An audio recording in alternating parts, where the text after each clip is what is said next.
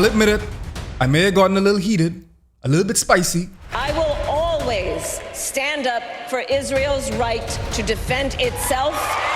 Oh, God. But hear me out. This isn't a video that you think it's going to be. We're diving into the parody of the political platform that the Republicans are shuffling to respond to the 08 Kobe-esque run that presidential hopeful Kamala has been on. Won't have to do it anymore. 4 more years, you know what? It'll be fixed, it'll be fine. I'm gonna try to be charitable and say that maybe he's not saying fixed election. Maybe it's not that bad. Maybe he didn't just call for fixing elections. And our last night's speech may have irrevocably and indelibly affected not only her campaign or the Democratic Party's viability, but America itself. 720p is the best this could get because I need y'all to see this. Today we're talking about the rise of Blue MAGA. It's a foreign man in a foreign land. Oh God, what we ain't gonna do today is we're not gonna rehash this argument that by virtue of criticizing statements and policy statements and positions made by presidential candidates means that it is a vote for another candidate. I need us to exorcise that spirit from us. Lord of His mercy, please don't do it today. When America sneezes, the rest of the developing world dies. I'm going to ease ourselves into the Kamala discourse. And notwithstanding making some sweeping protections, one thing that we will not have is misogynoir in here. Kamala does operate as a black woman, navigate the world as a black woman, no matter how bone straight and noodle flaccid her silk presses are. She is a black woman.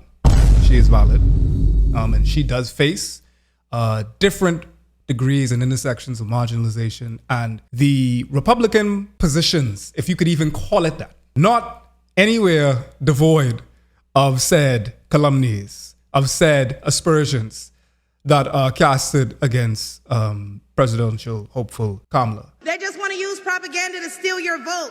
The left is trying to tout this woman as a savior for the black community, but all she's done is hurt the black community since she came into the game. See, the first step in destroying the black community is to dismantle the black family. So aside from her record as a prosecutor, why don't we ask Mrs. Willie Brown if Kamala Harris cares about black families? She is a cop, but just because she is a cop does not necessarily mean that we can use misogyny, misogynoir, anti-blackness, Indophobia against them as weapons. Because they are indeed weapons of mass destruction. By denigrating a black woman who is running for office, we are making an environment that is conducive to other people with less protections, with less money, with less star power, to fall victim to the anti-blackness, to the Indophobia. Oh God, Jesus Christ. Tony.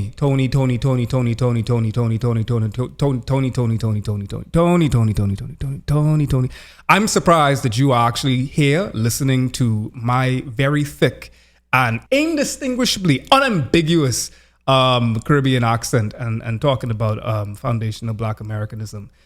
Because as you know, we are not starting a diaspora war in here today. But you're welcome to stay so long as you don't do the xenophobia thing. It feels good. It is very important that the things that we criticize, not just Kamala, but the people adjacent, are not things that will cause shrapnel to kill other people that belong in those marginalized communities. So there are black women that, by virtue of us criticizing Kamala about is she black or is she Jamaican, or is she Indian? By virtue of us doing that, we open up a discourse that invalidates and puts up for grabs and questions black women, black people in general. Kamala can evade those criticisms. She ain't gonna feel them. But your girl down the road who might resemble Kamala here and there, might have some straight hair, might have some, yellow bone complexions and tendencies, she could feel that.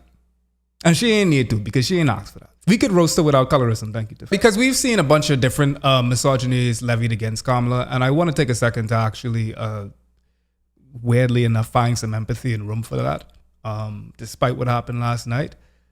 But, you know, we've seen she slept her way to the top. We've seen Trump literally say that Americans should go with the white man over the black woman. He said the thing aloud. He did what you say. Yes. Would you rather have the black president or the white president who got 1.7 billion off the price? I think they want the white guy right now.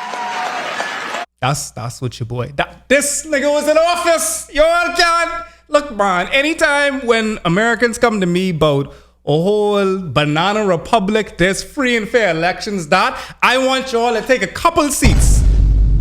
I need y'all to take a couple seats because there ain't no way, blood. Just for the folks that hasn't seen this gem, this absolute dead admission of fascism. And again, Christians get out.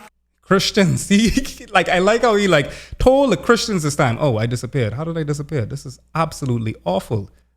Okay, here we are. Okay, that's the wrong angle though. Now you could see that my hairline is receding. That's fine though. No, not that one. God damn it. All right, here we are. Okay, I'm back. All right, chat.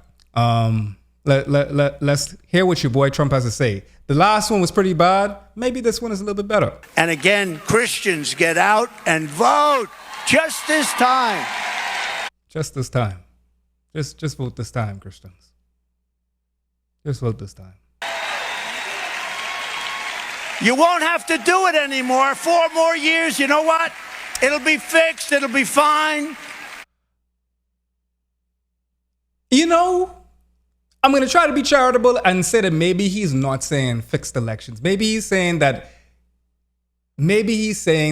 you know, he'll be fixing America. Let's just say that. Let's just say that. Let's listen to what else he has to say. Maybe it's not that bad. Maybe he didn't just call for fixing elections in 4K.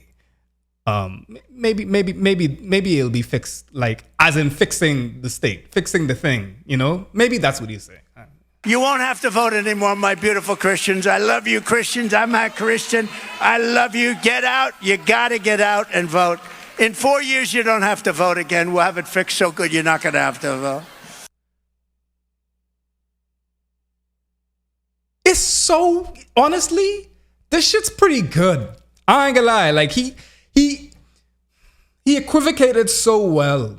Honestly, the double entendres here, Jay-Z level double entendres, honestly, chat. Like, I'm talking, this dude is on his Nas shit right now with the way that he's saying like maybe 2 things. Like, he's saying, oh, everything will be fixed, but he's really saying everything gonna be fixed, my nigga.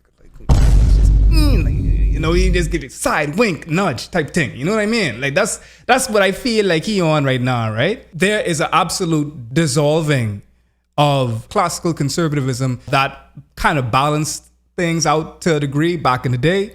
That's gone. So you have like fascism, diet fascism, which is the Dems that we're going to get into in a second. There are no centrists. Thank you, John. They all defend the right and attack the left. They're rightists in denial. Exactly.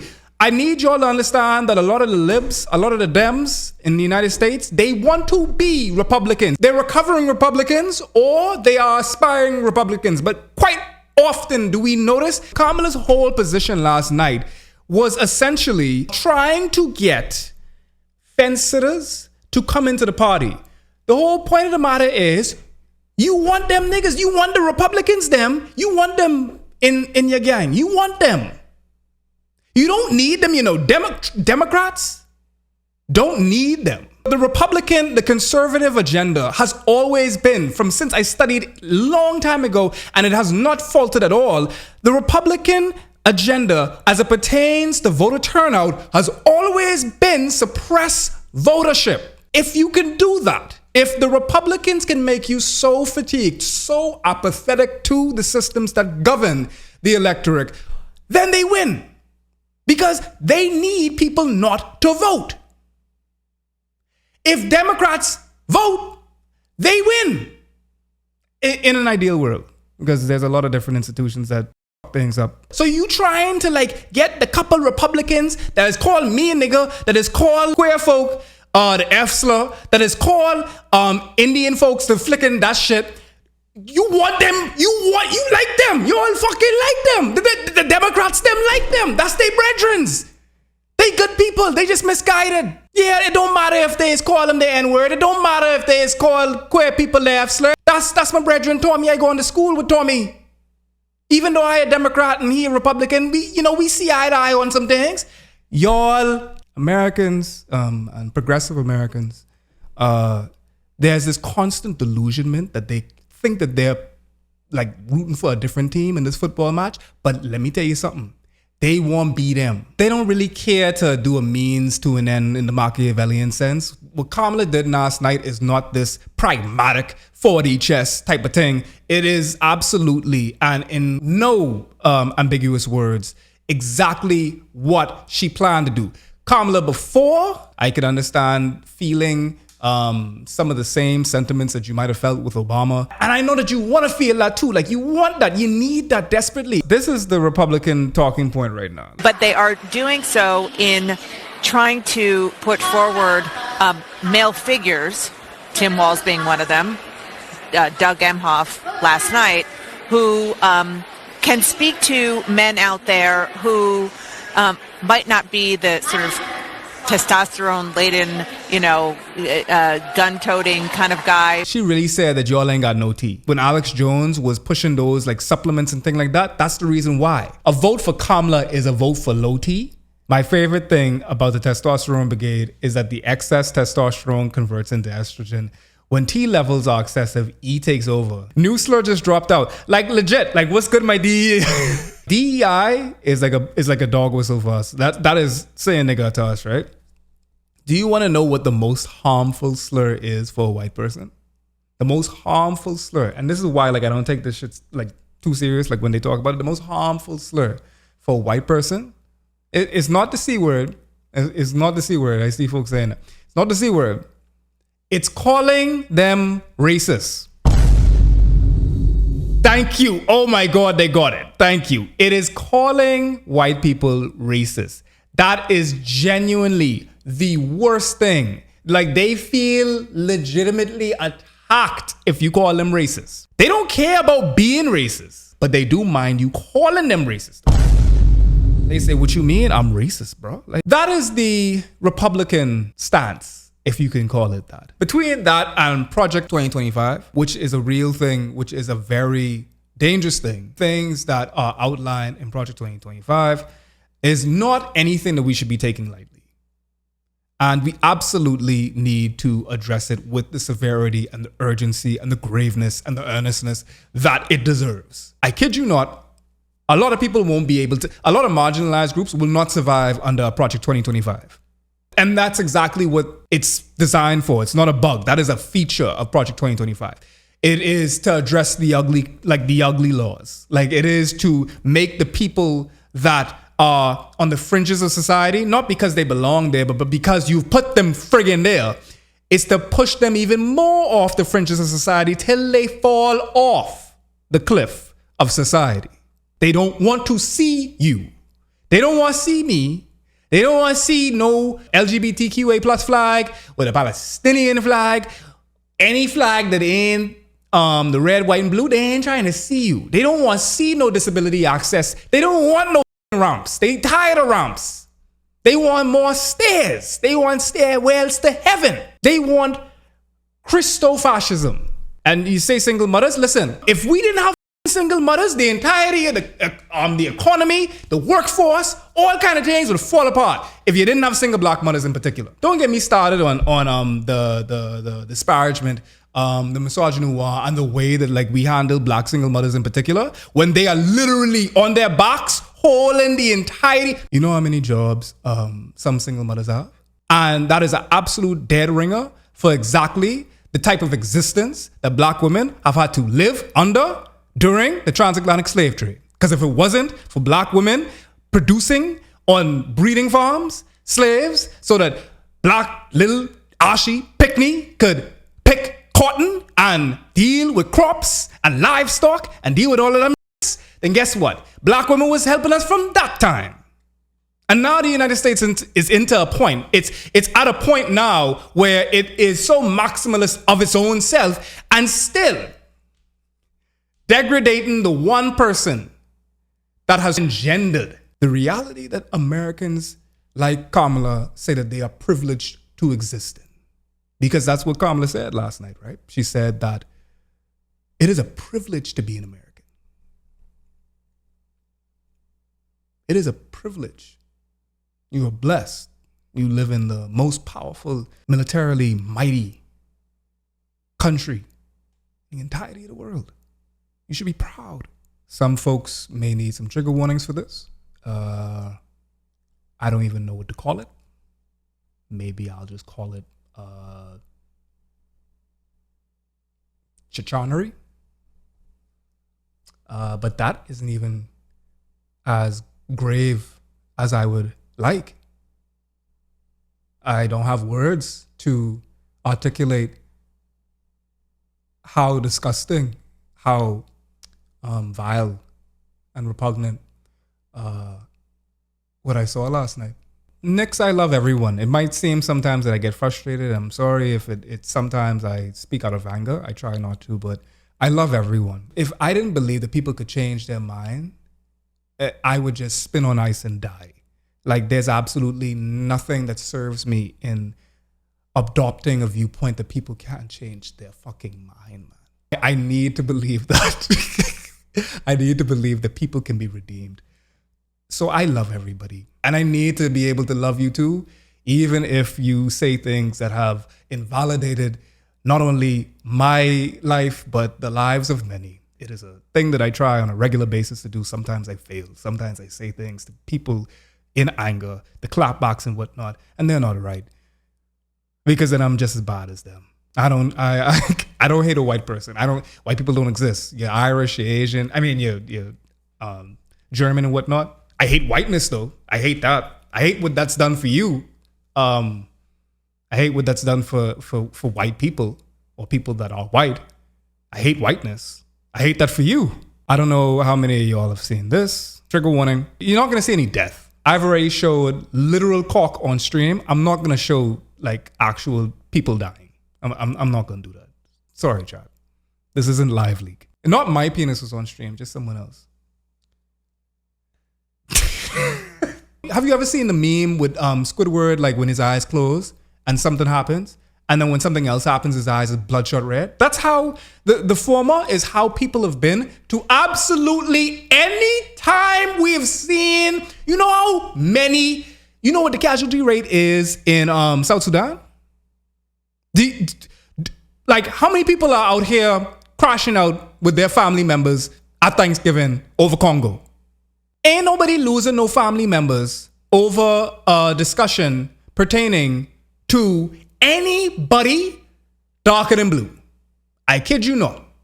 People ain't got no problem seeing black children strewn out in the streets bathing in blood. Nobody has no problem with that. Nobody has no problem with that. So I found it extremely interesting that Americans chose this to be a hill to die on, to crash out with family members on, to have a lot of verbal sparring matches and grandstanding and listen, you arguing with your uncle over Palestine, over Israel, from the very safety of your picket white fence at dinner. This isn't about Palestinians or Israelis. It is about any of that. Because to be honest, I fully doubt a lot of folks care, truly care.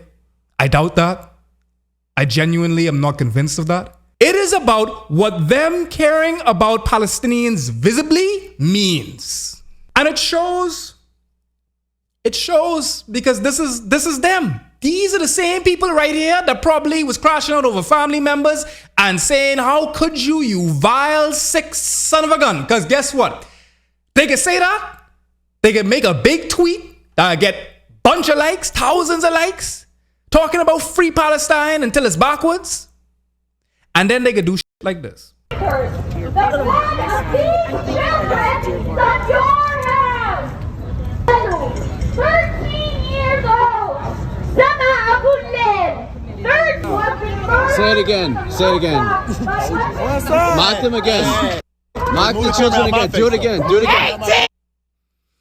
This nigga right here. I know what I said before. I know what I said a couple minutes ago, but you about to see a nigga go into a villain arc in real time. I ain't gonna lie to you. I believe that this is Javel Morris. He's a DNC delegate. I don't want y'all doing no mass hate, but it doesn't even seem like you can because dude has deleted his socials. As you should. What did he say, Jojo? What did he say? Dude legit said this. Say it again. Say it again. Mock them again. Mock the children again. Do it again. Do it again. 18 years old. 18 years old. Yusuf Hassan. 8 years old. Turn around and join the uncommitted delegates in the protest. It could be a nigga like him that could turn around when Trump gets shoot in his ear and say, are you making light? Are you making jest? Are you being jocose about an assassination attempt of a former president? The logic that folks like this follow allows something like that, those two things, to make perfect sense to them.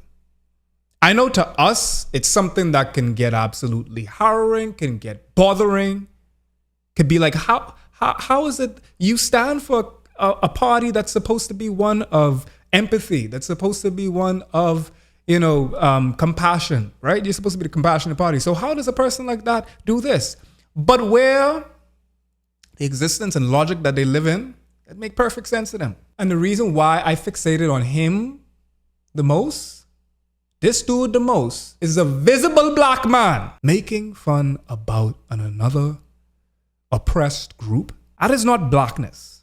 That is not a fact or trait or part of blackness. And y'all ain't gonna like to hear this, but y'all gonna have to reckon with it. Cause Frantz Fanon had to reckon with it. Malcolm X had to reckon with it. At a particular point, the black American needs to reconcile with the fork in the road of being black and being American. And sometimes I need y'all to ask, especially my black Americans in chat, my black people in the chat, I love you. But when y'all come out here talking about you's a proud black American, when Tony came in here talking about foundational American, I need y'all to be fucking for real. I need y'all to truly ask yourselves if you truly do care about being black or you simply want to be American and everything that means and everything that comes with it. Do you want to be black or do you want to be American? Because constitutionally, foundationally, those things are antipodal to one another. You don't understand how paradoxical it is to be a nationalist, patriotic black American. And this is speaking as someone with an American passport that has lived in the United States and has lived as a black American. To be proud. The first person to ever be a casualty of war for the United States was a black American that died before he could even vote. I get it. I understand what it is to have the majority of your existence, your family's existence, your lineage and whatnot be rooted and only traceable to the United States. As a black person, you are stateless. And I understand that. I understand wanting to find some type of refuge, anything to salvage of what it is, of the fact that your Grammy and your great Grammy and your great Grammy was taken in on a ship to go and deal with cotton. And then now, years and years upon years later, this is all you got. This is all you got. So you got to be proud of it, right? I understand. I empathize with that. I get that. But let me tell you something. You were just one stop on the boat. That don't make you no better than the Ashi Haitian that floated on a floating door to Florida for a better life, only to get chased down by American imperialism on horseback and then die in a detention center. You ain't no better than him. And you could be him very easily within a second. No amount of American exceptionalism is going to save anybody darker than blue. And to bring that a little bit further, no amount of you being American and you waving passports inside the airplanes because you feel as though your rights have been infringed will save you if you have absolutely any wrong, any type, just a glint of marginalization. If you're trans, pack it up. If you're queer, pack it up. If you're disabled, pack it up. Pack that American exceptionalism shit up. Because you too will be fodder for the flames of fascism. You will be fuel, eco-fuel. You will be ethanol to burn in the engines of American imperialism. Don't think you fucking special, because you ain't.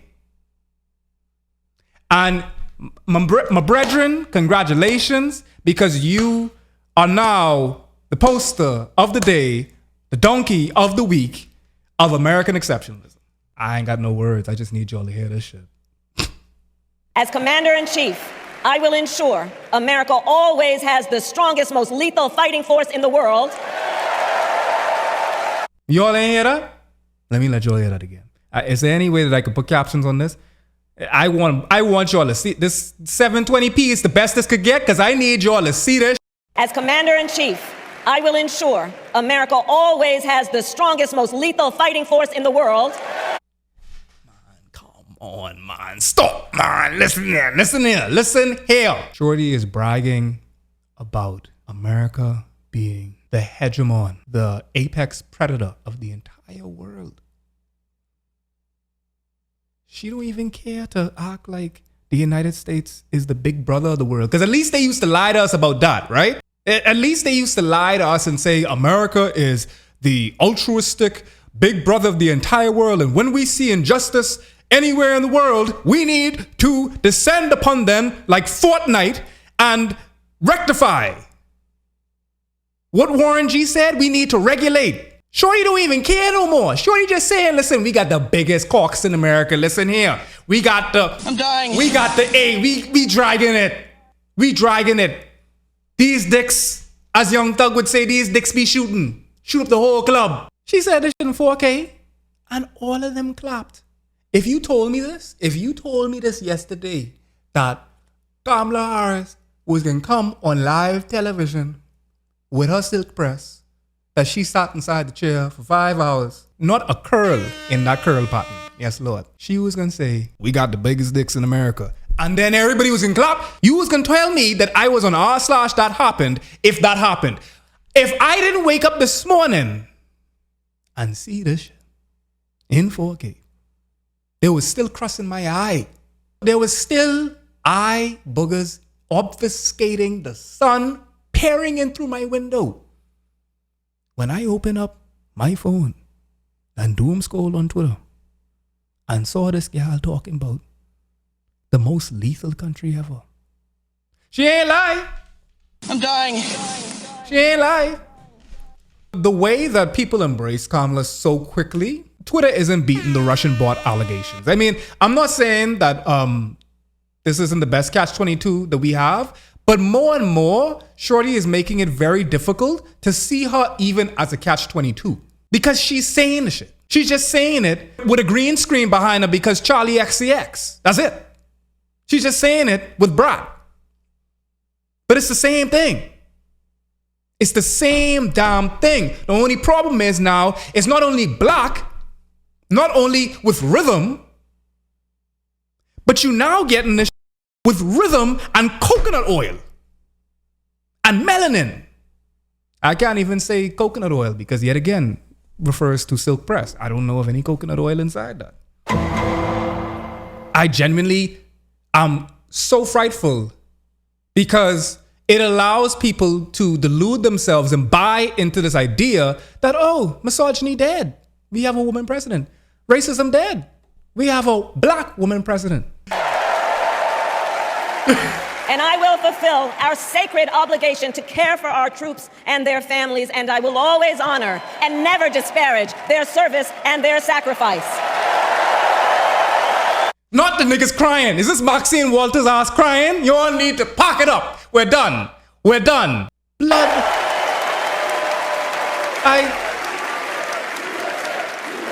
I will make sure that we lead the world into the future on space and artificial intelligence, that America, not China, wins the competition for the 21st century, and that we strengthen, not abdicate, our global leadership. Assigned op at birth. You all need to really stop. I have to laugh because if I don't laugh, I'll cry. I'll literally cry.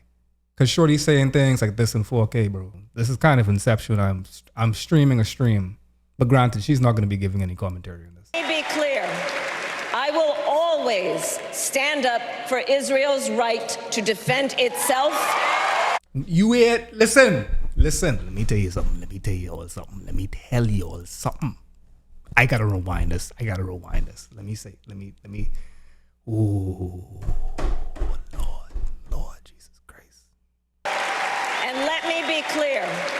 I will always stand up for Israel's right to defend itself. Blood.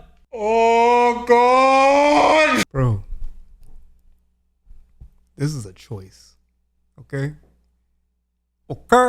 This is a choice.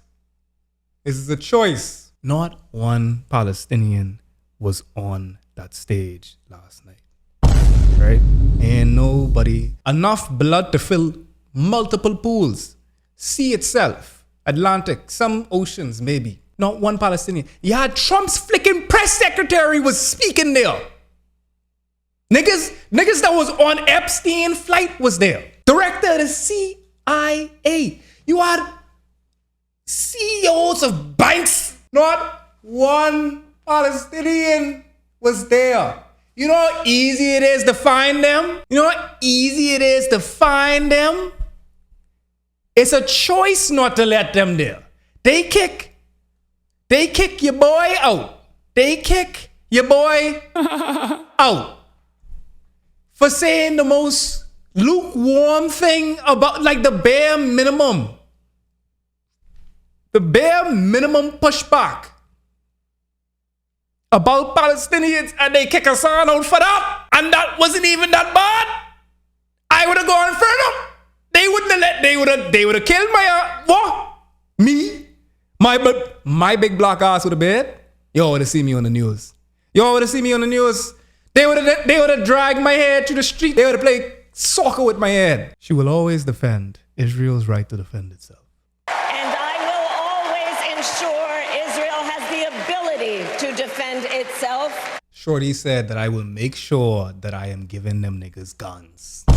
Shorty said, not only will I make sure that they can do that, but I will also personally see to it that they have the weaponry to do so. Shorty is Nick Cage in Lord of War. They don't care, bro. Do you know how much heat the Democratic Party has been from Biden time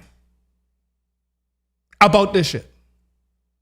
From Biden's time, the Democratic Party has been under fire about Palestine.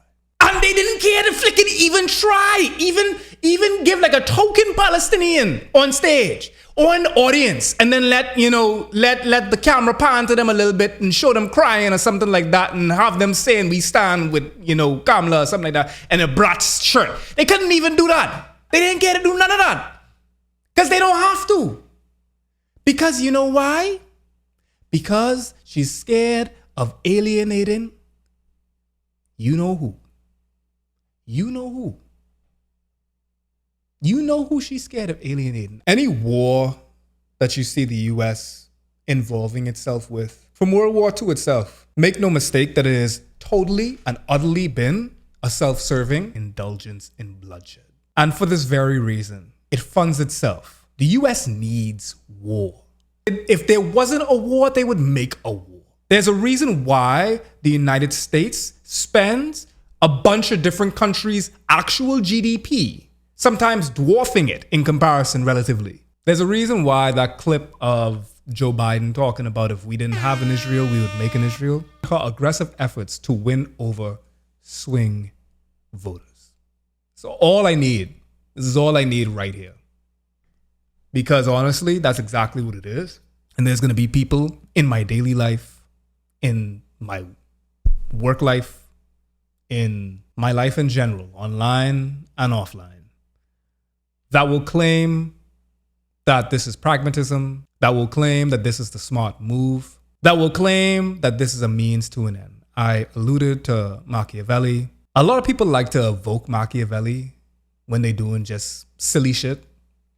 Like, I mean, they make it look like they're actually doing 4D chess. But some folks will probably say that Kamala and her convention speech last night, that was extremely patriotic at a time where the United States is presiding over one of the most brutal genocides that we will look back in retrospect to be the great falls of humanity. I don't think that I can underscore how this will age in history books.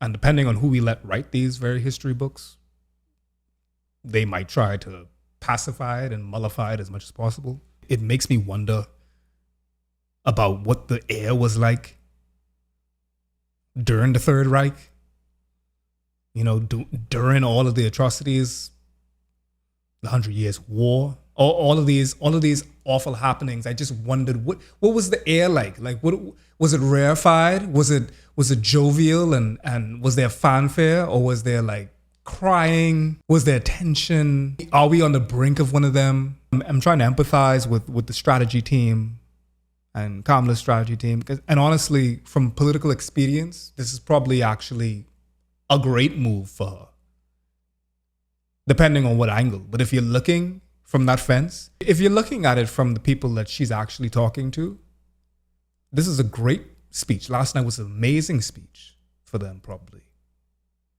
The reason why it rings so raucously with us and so rancously with us is because it wasn't for us. She was not talking to us. She was talking to her stakeholders. She was talking to potential voters that she believes will swing away. She was talking to the Republicans. She's inviting them to dinner. She takes for granted the people that were somewhat pacified by the revelry of Biden dropping out and Kamala, a black woman, stepping up, someone a little bit more youthful, someone that knows how to use emojis. But last night wasn't for us. She wasn't talking to us. We overheard a conversation. We were in the room adjacent, but she just didn't care that you heard. And the whole argument of it being a means to an end, that's if the end is actually justified, right? That's what that means. So my question then is, what does the end look like?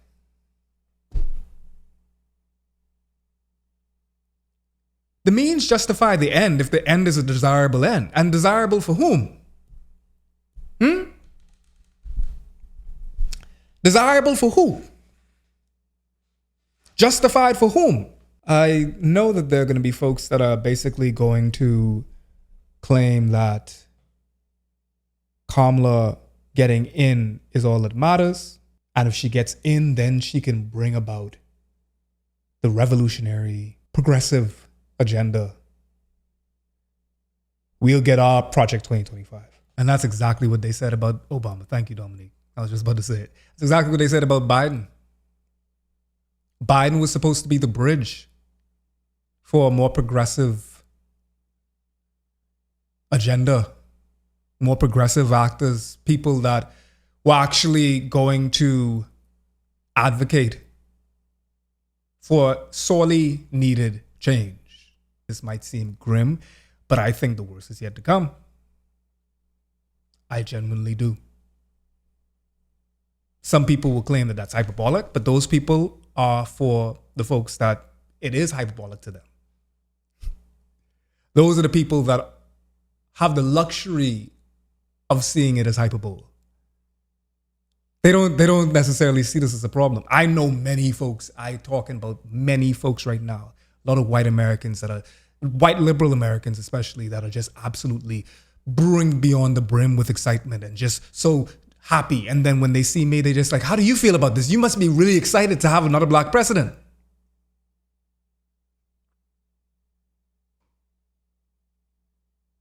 This isn't a dirge. This isn't a death march of a stream, a call to arms for folks to do their own January 6th. No, that's not what I'm advocating for right here. For legal purposes, I am not inciting any violence.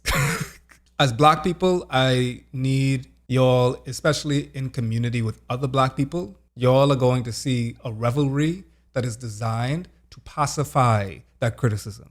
The same thing that we're seeing right now in the chat. You are going to have people that will immediately, as black people, look at you criticizing Kamala as opposition. That is simply by design to pacify criticism. Bad things happen when good people stand down. Criticize. You're American, right? It's in your right. Criticize.